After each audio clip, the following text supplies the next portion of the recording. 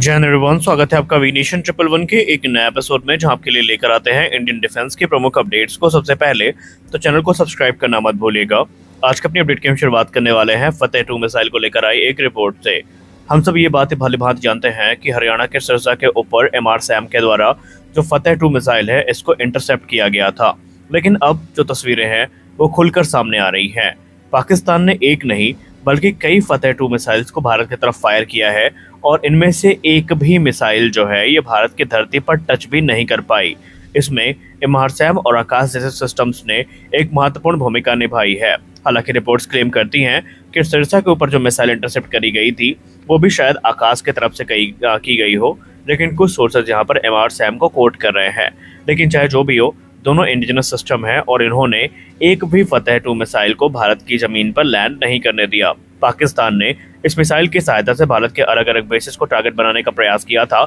लेकिन औंधे मुंह ये प्रयास वहां पर गिरा और उसके बाद भारत ने अपना यूनिवर्सल डिप्लोमेट यानी ब्रह्मोस पाकिस्तान भेजा और ब्रह्मोस ने अपना काम पूरा कर दिया। ऑपरेशन सिंदूर में डिलुलु रिपब्लिक यानी पाकिस्तान को जितना नुकसान हुआ है वो हमारी कल्पना से भी परे है। पाकिस्तान इस समय फुल डिनायल मोड पर है और ना ही पाकिस्तानी प्रेस कॉन्फ्रेंस में और ना ही DGI SPR के तरफ से जो रिलायबल जवाब हैं घटनाक्रमों के वो दिए जा पा रहे हैं। लेकिन एक और इंटरेस्टिंग रिपोर्ट सामने आई है जहां पर बताया गया है कि भारत ने अपने एयर स्ट्राइक्स में न सिर्फ पाकिस्तानी दूसरे हाई वैल्यू एसेट्स को टारगेट किया, एयर बेसिस को टारगेट किया, बल्कि भारतीय वायुसेना की तरफ से सक्सेसफुली पाकिस्तानी वायुसेना के दो next generation mobile mission control centres को, जिसको NGMMCC के नाम से पुकारा जाता है, उसको भी डिस्ट्रॉय किया है। और ये पाकिस्तान की कैपेबिलिटी में एक मेजर ब्लो था, क्योंकि भारत की तरफ से जो next generation mobile mission control centre थे इनको तबाह करने के बाद पाकिस्तान की जो कैपेबिलिटी है उनमें काफ़ी गिरावट देखी गई थी और भारत ने इजीली जो मिशंस हैं वो एग्जीक्यूट किए थे और पाकिस्तान के बहुत सारे एसेट्स भी भारत की तरफ से डिस्ट्रॉय कर दिए गए हैं।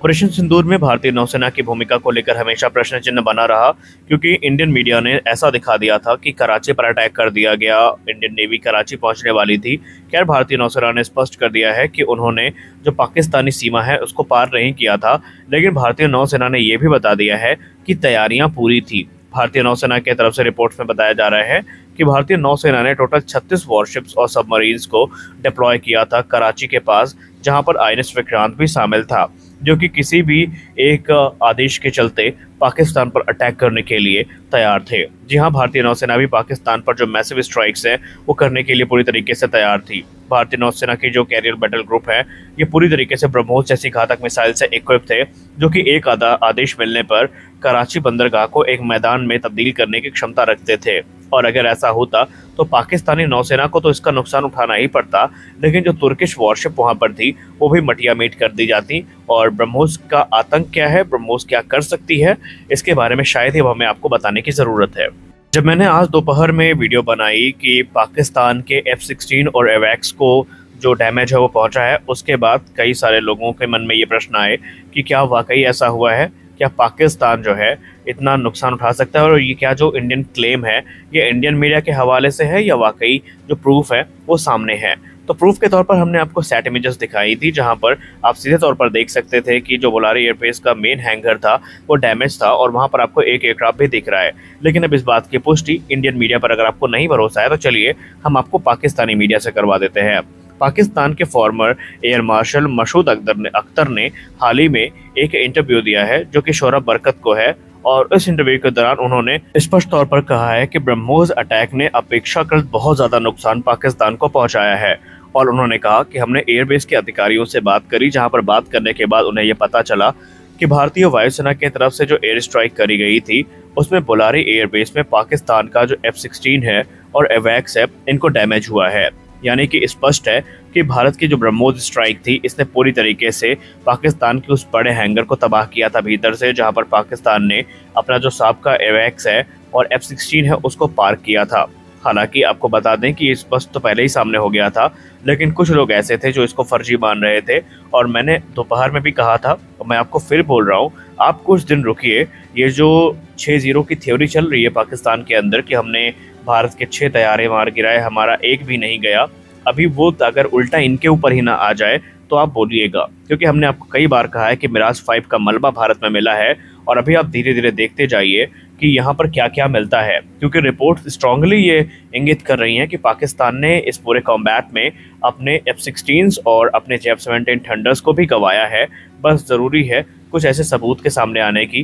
जो धीरे धीरे आएंगे, क्योंकि अब जो सर्च ऑपरेशन हो रहा है उसमें एयरक्राफ्ट्स के मलबे मिल रहे हैं और वो मलबे पाकिस्तानी वायुसेना से ही संबंधित हैं। Akash surface to air missile system का अब आतंक जो है वो सिर्फ पाकिस्तान में नहीं बल्कि पाकिस्तान के जितने भी समर्थक देश हैं उनमें देखने को मिला है। रिपोर्ट्स इंगित कर रही हैं कि आकाश मिसाइल जो आर्मेनिया ने खरीदे हैं इसके चलते न सिर्फ अजरबैजान काफ़ी परेशान है, बल्कि जो combat result Akash surface to air missile system ने प्रदर्शित किए हैं तुर्की ड्रोन्स के अगेंस्ट, उसके बाद तुर्की भी इसको लेकर काफ़ी डरा हुआ है। तुर्की के फॉर्मर मिलिट्री अटैचे ने ये कंसर्न व्यक्त किया है आर्मेनिया को लेकर के कि आर्मेनिया के द्वारा Akash surface to air missile system का खरीदा जाना जो पीस टॉक है आर्मेनिया और अजरबैजान के बीच में उसको प्रभावित कर सकता है। डिफेंस अटैचे ने यह भी कहा कि भारत का Akash surface to air missile system हमारे अनुमान से भी ज़्यादा घातक निकला और ये आने वाले भविष्य में तुर्किश ड्रोन के लिए एक बड़ा थ्रेट हो सकता है और हो नहीं सकता है। इनफैक्ट अगर हम बात करें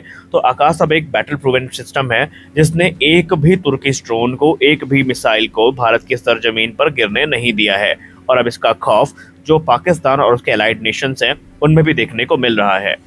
आपको याद होगा CNN का वो आर्टिकल जहां पर राफेल शॉट डाउन के क्लेम को लेकर ये कहा गया था कि फ्रेंच इंटेलिजेंस ऑफिशियल्स ने CNN से बात करते हुए बताया कि भारत ने एक राफेल गंवाया और वो बात भी अब झूठी साबित हो गई। स्पष्ट हो गया है कि फ्रेंच के इंटेलिजेंस ने ऐसा कोई भी जो इन्फॉर्मेशन है ये CNN के साथ शेयर नहीं करी और फ्रेंच एनालिस्ट ने जो है वो क्लियरली कह दिया है कि फिलहाल पाकिस्तान की तरफ से ऐसा कोई भी क्रेडिबल प्रूफ सामने नहीं रखा गया जहां पर कश्मीर में जो 3 राफेल मार गिराए गए हैं इनकी पुष्टि हो सके। उन्होंने कहा कि यह पूरी तरीके से मनगढ़ंत कहानी है जो राफेल के अगेंस्ट बनाई गई है। उन्होंने कहा कि पाकिस्तानियों ने एक ड्रॉप टैंक की सहायता से इस पूरी थ्योरी को बना डाला कि उन्होंने कहा कि 3 राफेल मार गिराए गए। अगर ऐसा था तो पाकिस्तान के पास से इतना लॉन्ग रेंज की एंगेजमेंट थी तो उनके पास रेडार डेटा होता या दूसरे डेटा होते और जिस प्रकार से इंटैक्ट PL-15 भारत में मिल रही है उसको देखकर संदेह और भी ज़्यादा यहाँ पर बढ़ जाता है कि एक्चुअली क्या इन मिसाइल्स ने किसी भी टारगेट को हिट किया भी है या नहीं। हम आपको शुरुआत से कहते आए हैं कि ये पाकिस्तानी प्रोपेगेंडा है और कल तो भारत के रक्षा मंत्रालय ने, भारत सरकार ने खुद इस बात की पुष्टि कर दी कि भारत का कोई भी एसेट इस पूरे कॉन्फ्लिक्ट में नुकसान को प्राप्त नहीं हुआ। हमारी इंडिजिनस डिफेंस इंडस्ट्री हमारे सैन्य सुरक्षा बल की ताकत बढ़ाने के लिए कितना महत्वपूर्ण कार्य कर रही है और भारत को डिफेंस के क्षेत्र में किस प्रकार से आत्मनिर्भर बना रही है। अभी तक हमने इन चीज़ों को थ्योरेटिकली देखा और हमने कुछ सिस्टम्स भी देखे, लेकिन अब हम आपको जो बताने वाले हैं उसको देखने के बाद आपकी छाती गर्व से फूल जाएगी। हम बात करने वाले हैं टोनबो इमेजिंग के बारे में। टोनबो इमेजिंग जो कि ऑलरेडी भारत के मेन बैटल टैंक्स और दूसरे जो प्लेटफॉर्म्स हैं उनमें जो ऑप्टिकल साइट्स है वो प्रदान कर रही है, लेकिन टोनबो इमेजिंग ने यह भी कंफर्म कर दिया कि हाल ही में भारत के जिस एयर डिफेंस सिस्टम ने तुर्की के कई ड्रोन्स मार गिराए जिसमें ZU-23-2 था उसमें टोनबो इमेजिंग के द्वारा MGS-23 को यूज़ किया गया था। ये एक थर्मल इमेजर था जो कि जीरो लाइट और नाइट कंडीशन में भी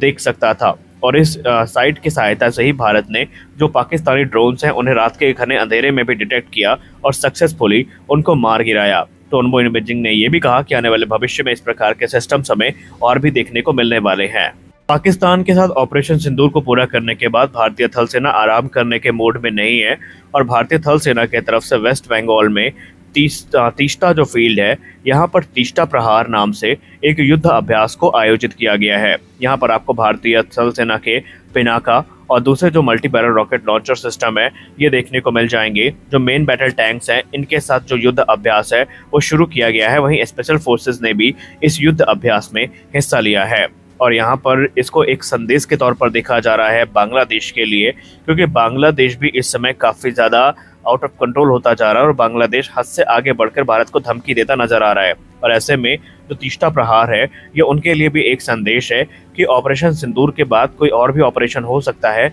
अगर बांग्लादेश अपनी आदतों से बाज नहीं आया, क्योंकि बांग्लादेश लगातार भारत को थ्रेट दे रहा है कि वेस्ट बंगाल समेत कई इलाके हैं जहां पर बांग्लादेश अटैक कर कब्जा कर सकता है और इसी के लिए इस युद्ध अभ्यास को एक मैसेज के तौर पर देखा जा रहा है। हमारी अगली बड़ी अपडेट आकाश NG को लेकर आ रही है। आकाश NG को लेकर आर्मेनिया से एक बड़ी रिपोर्ट सामने आई है। आर्मेनिया आकाश NG का जो पहला कस्टमर है वो बन सकता है। जी हाँ, आर्मेनिया ने आकाश एनजी को खरीदने के लिए अपनी जो इच्छा है ये व्यक्त करी है और एक बार जैसे ही आकाश एनजी प्रोडक्शन में आता है तो आर्मेनिया इसकी डील को तुरंत फाइनलाइज करेगा। तो ये रिपोर्ट काफ़ी ज़्यादा भारत के लिए सकारात्मक है और हमने आपसे पहले भी कहा था कि ऑपरेशन सिंदूर खत्म होने दीजिए, उसके बाद जिस प्रकार भारत के एयर डिफेंस सिस्टम और मिसाइल्स ने अपनी परफॉर्मेंस दी है, जो एक्सपोर्ट कस्टमर्स हैं इनकी लाइन लगने वाली है और जो पोटेंशियल बायर्स हैं उन्होंने तो ब्रह्मोस को लेकर के ऑलरेडी भारत से बात करने शुरू भी कर दी है। यहाँ हम दावा नहीं कर सकते, लेकिन मिडिल ईस्ट के और अफ्रीकन नेशन के बहुत सारे देश हैं जो भारत के संपर्क में है और उन्होंने